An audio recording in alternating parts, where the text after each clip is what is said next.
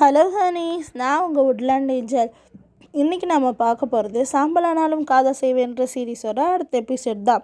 இந்த எபிசோடில் எடுத்தோடனே ஹீரோயினோட வேர்ல்டு இருக்குல்ல, ஃப்ளாரா வேர்ல்டு, அந்த வேர்ல்டில் நம்மளுடைய செகண்ட் ஹீரோவோட பவர் வர மாதிரி காட்டுறாங்க. ஹீரோயின் தூங்கிட்டுருக்காங்க, அவர்கிட்ட வந்து பார்க்குறாரு.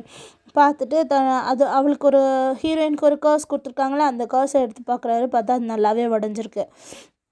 அப்போ வந்து அவர் சொல்கிறாரு, நீ ஹீரோக்காக எதை வேணாலும் செய்ய துணிச்சிட்டல அப்படின்னு சொல்கிறாரு.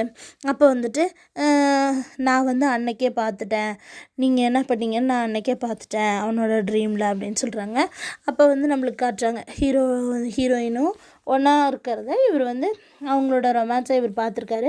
அப்போ வந்து அவருக்கு ரொம்ப கஷ்டமாக இருந்துச்சான், ரொம்ப கவலையாக இருந்தது. என் இதயம் எப்படி வலிச்சதுன்னு உனக்கு தெரியுமா அப்படின்னு சொல்லிட்டு, நான் இப்போ இதை சரி பண்ணுறேன்னு சொல்லிட்டு அந்த கர்ஸ் உடஞ்சிருக்கு இல்லையா, அந்த பட்ஸை திரும்ப வந்து அப்படியே சரி பண்ணி அவங்க உடம்புக்குள்ளேயே திரும்ப வச்சிடுறாரு. அப்போ சொல்லிவிட்டு, அவனுக்கு எல்லாமே இருக்குது, ஆனால் எனக்கு இருக்க நீ மட்டும்தான், நீ என்னை விட்டுட்டு போயிடாதுன்னு சொல்லிட்டு ஹீரோயினுக்கு ஒரு கிஸ் கொடுக்குறாரு. உடனே அங்கேருந்து கிளம்பியும் போயிடுறாரு. அப்போ ஹீரோயினோட கனவில் அந்த ஃபோர்ஜன் ஃப்ளார் வருது. இவங்க போய் எவ்வளவோ தட்டி தட்டி கூப்பிடுறாங்க, ஆனால் அது எந்திரிச்சே வரல. அப்புறம் அப்படியே இங்கே நைட்டு காட்டுறாங்க. ஹீரோவும் வந்துட்டார், செகண்ட் ஹீரோவும் வந்துட்டார். செகண்ட் ஹீரோ வந்து அவரோட ட்ரெஸ் எடுத்து போட்டுக்கிற மாதிரி காட்டுறாங்க. அப்போ பொழுது விடிஞ்சிருச்சு. ஹீரோயினுக்கு எல்லாம் புதுசாக இருக்க மாதிரி இருக்குது.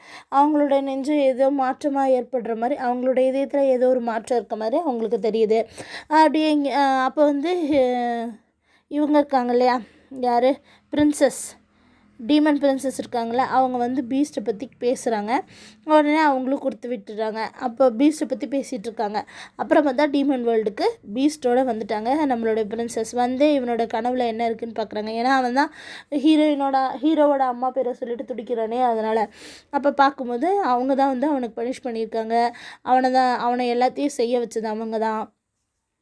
அப்புறம் அவங்களே தான் அந்த சில்க் வாமா அவனோட உடம்புலேருந்து எடுத்திருக்காங்க, அம்பு உண்டாக்க வச்சுருக்காங்க, அடிச்சிருக்காங்க, அவனை ஃபோர்ஸ் பண்ணியிருக்காங்க, எல்லாமே தெரியுது. அதுக்கப்புறம் சரி அவ்வளோதான் முடிஞ்சதுக்கப்புறம் பார்த்திங்கன்னா இன்னொரு ட்ரீம் வருது. அது என்னென்னு பார்த்தீங்கன்னா, ஹீரோக்கிட்ட இருந்து பிரின்சஸ் பிரிஞ்சு, அதாவது மூசிட்டிருந்து பிரின்சஸ் பிரிஞ்சு ஹீரோ கூட சேர்ந்து அவனையெல்லாம் நான் விரும்பலைன்னு சொல்கிற மாதிரி, எனக்கு எல்லாமே நீ தான், அவன் என்னோடய ஃப்ரெண்டு, அவ்வளோதான் அப்படின்னு சொல்லிட்டு அவங்க அங்கே அழுகுறாங்க. அப்புறம் பீஸ்டையும் கொண்டு வந்து விட்டுட்டு ஹீரோயின்கிட்ட எல்லாத்தையும் சொல்லிடுறாங்க, இந்த மாதிரி உன்னை கொல்ல நினச்சது ஹீரோவோட அம்மா தான் அப்படின்னு சொல்லிட்டு. அப்புறம் ஹீரோயின் ரொம்ப கோவப்படுறாங்க. இங்கே வந்து பார்த்தா ஹீரோவுக்கு வந்து ரொம்ப பிரின்சஸோட அப்பா வந்து பேசிகிட்டு இருக்காங்க, மூசுக்கு ரொம்ப உடம்பு சரியில்லை, அவனால் காப்பாற்ற முடியாது, இது வந்து பிரின்சஸ்க்கு தெரிய வேண்டாம் அப்படின்ட்டு. அப்புறம் பிரின்சஸ் வந்து கத்திட்டு அழுகவும், சரின்னு சொல்லிட்டு நான் அவனை காப்பாற்றுறதுக்கு முயற்சி சொல்கிறேன், தன்னோட பவரை கொடுத்து அவனை காப்பாற்றிட்டே இருக்காங்க. இங்கே வந்து நம்மளோட பேர்ட் ஸ்கின் வந்துட்டு நம்ம ஹீரோவோட அம்மாக்கிட்ட பேசிகிட்டு இருக்காங்க. அவங்க ஒரு பிளான் பண்ணுறாங்க. சரி, இதை நம்ம இன்றைக்கி நிறைவேற்றலான்னு பேசிக்கிறாங்க.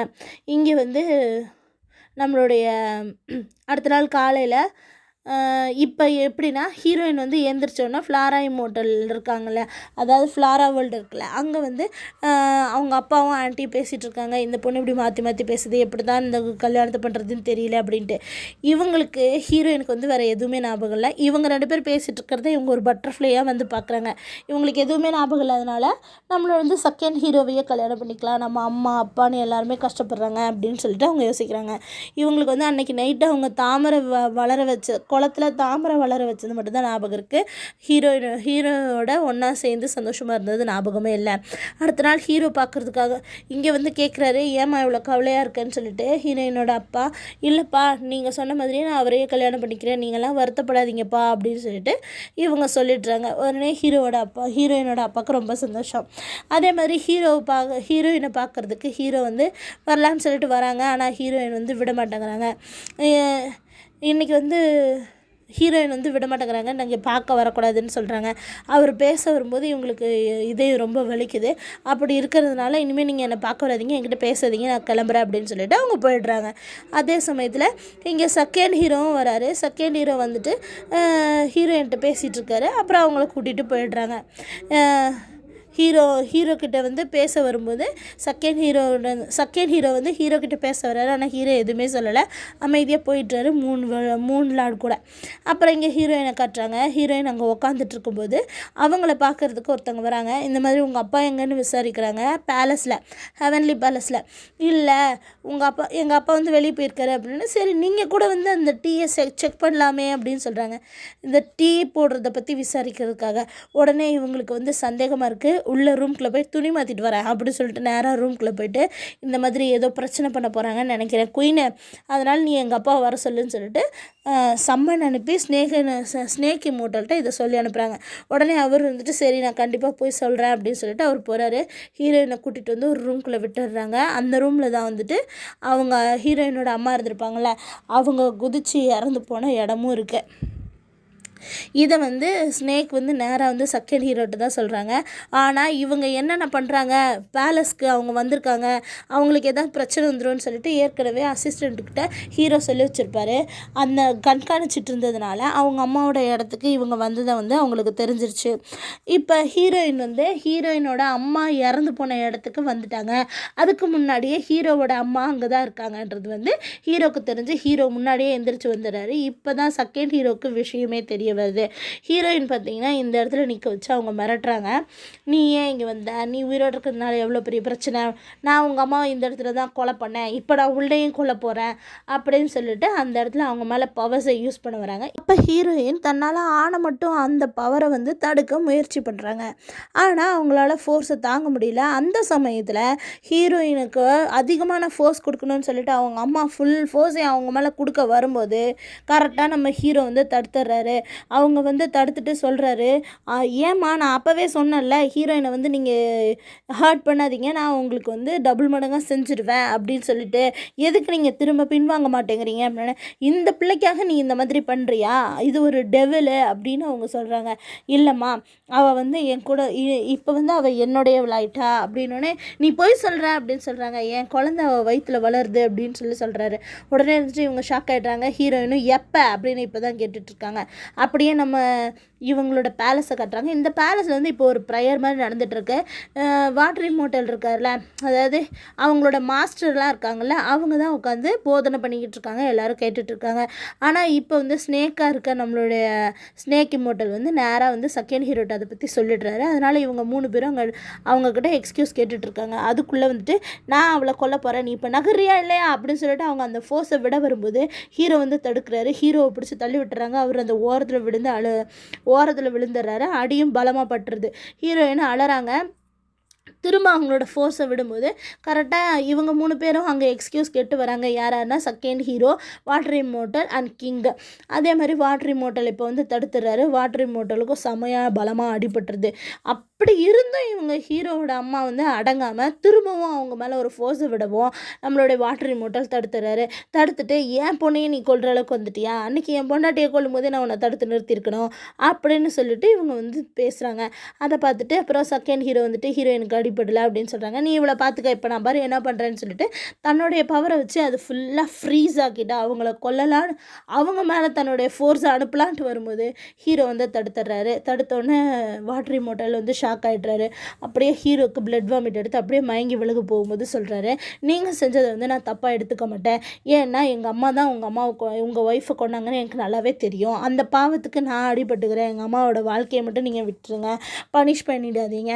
நான் வந்து உங்களை எதுவுமே நினைக்கல, நீங்கள் செய்கிறது சரிதான் அப்படின்னு சொல்லிட்டு சொல்கிறாரு. இதை கேட்க ஹீரோயினோட கர்ஸ் வந்து திரும்ப வலிக்க ஆரம்பிக்குது. அப்படியே துடிச்சு போகிறாங்க. செகண்ட் ஹீரோவும் பார்த்துக்கிட்டு இருக்காங்க. அப்போ தான் கிங்கு கேட்குறாரு, அவங்கெல்லாம் சத்தத்துக்கு நீ தான் காரணமா அப்படின்னு சொல்லிட்டு.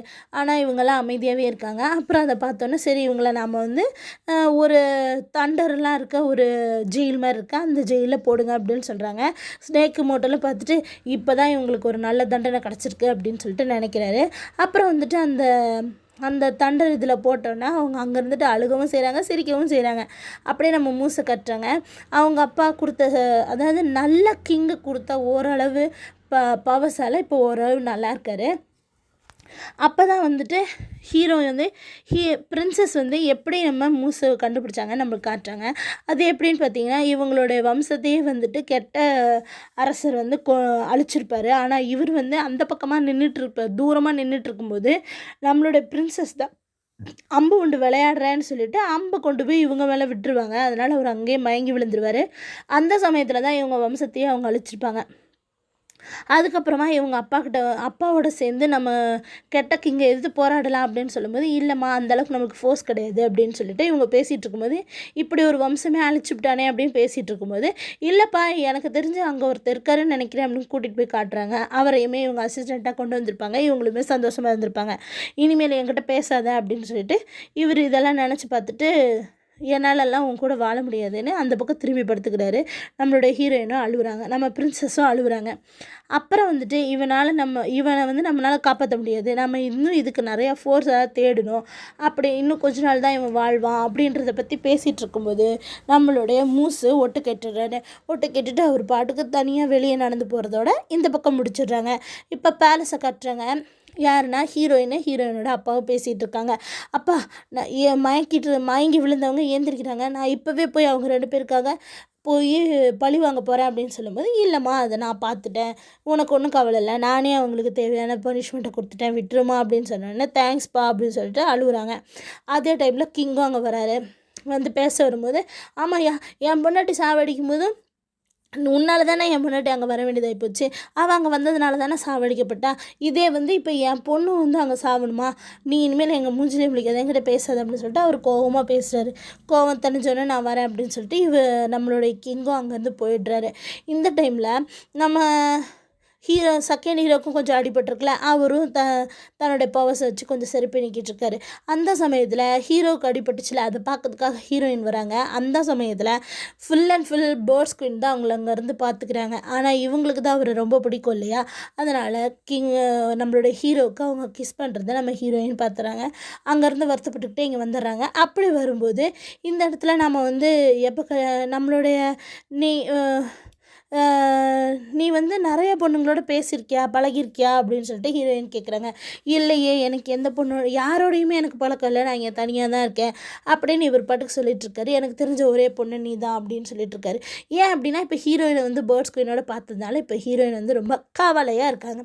அப்போ நம்மளுடைய கோலை போடலான்ட்டு செகண்ட் ஹீரோவும் தன்னுடைய கோலை போட்டுட்ருக்காரு. ஹீரோவோட அம்மாவை இதே மாதிரி ஜெயிலில் வந்து ஹீரோவோட அப்பா வந்து பார்க்குறாரு. நீ தான் என்னை மதிக்கவே இல்லை, நான் உனக்கு எவ்வளோ அன்பு செலுத்தினேன், ஆனால் நீ எங்களை கண்டுக்கவே இல்லை, என்னை மதிக்கல, என் மேலே ஒரு அன்பு கூட காட்டல, எப்போ பாரு நீ இன்னொரு பொண்ணுங்களவே தேடிட்டு இருந்த, அதாவது ஹீரோயினோட அம்மாவை தேடிட்டு இருந்த அப்படின்னு சொல்லிட்டு அவங்க கோவமாக சொல்கிறாங்க. என்னை மன்னிச்சிட்டு, நான் ஏதோ தெரியாமல் செஞ்சுட்டேன், ஆனால் நீ செஞ்சது தப்பு தானே, இப்படியா ஒருத்தவங்களை கொல்லுவாங்க அப்படின்னு இவர் கேட்குறதோட இந்த எபிசோட் முடியுது. அடுத்தடுத்த எபிசோடை பார்க்கறதுக்கு என் சேனலை சப்ஸ்கிரைப் பண்ணுங்கள். தேங்க்யூ.